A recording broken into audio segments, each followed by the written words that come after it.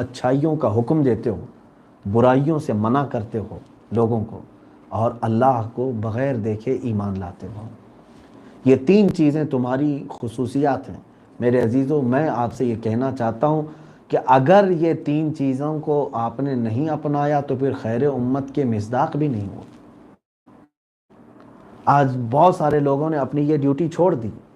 आपको अपनी ज़िंदगी भर भलाई का हुक्म देना ही है। लोग ये समझते हैं कि खैर की दावत देने का काम सिर्फ उलमा का है, मुबल्लिगीन का है, मौलवी हजरात का है, माइक मिले तो ही देंगे। नहीं, हर मुसलमान की ज़िम्मेदारी है जो उम्मत मुस्तफ़ा में है कि वो खैर की दावत दे। आप बाप हैं तो अपने बेटों को, शोहर हैं तो अपनी बीवी को, और आप उस्ताद हैं तो अपने शागिर्दों को, किसी जगह आप काम कर रहे हैं तो अपने दूसरे अपने हम असर लोगों को, आप अगर मालिक हैं फैक्ट्री के तो आपके मज़दूरों को, हर फील्ड में आप जहाँ पर हैं आप अपने मातहत को, जहाँ तक आपकी रसाई हो सकती है, खैर की दावत देना ज़रूरी है। आप ये ना सोचें कि सब ये काम उलमा का है, मस्जिद जा रहे हैं सब लोग सीख कर के आएंगे। आपने जो सीखा वो दूसरे तक क्यों नहीं पहुँचाते? जब ये मनसब आपने छोड़ दिया तो फिर खैर उम्मत में आपका क्या मकाम है? एक चीज़ ये भी छूट गई है।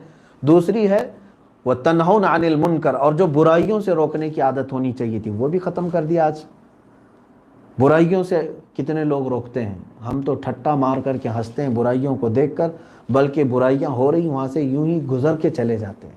आप अपना मनसब इख्तियार करो, इस्तेमाल करो। हो सकता है आपकी बात ना माने, लेकिन आप अपना फरीज़ा तो पूरा कर सकते हैं।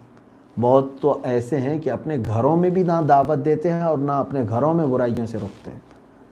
हर एक से सवाल होगा, कुल्लुकुम राइन व कुल्लुकुम मसऊलुन अन रिअयतिह। हदीस में है, तुम में से हर एक निगहबान है और तुम्हारे मातहत रहने वालों के बारे में तुमसे पूछा जाएगा।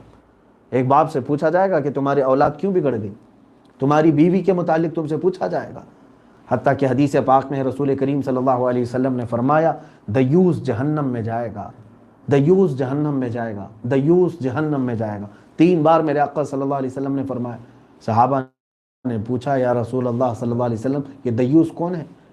मेरे आका सल्लल्लाहु अलैहि वसल्लम ने फरमाया, वो शख्स जिसकी बीवी बग़ैर पर्दा उसके बाहर जाती है और वो उसको रोकता नहीं।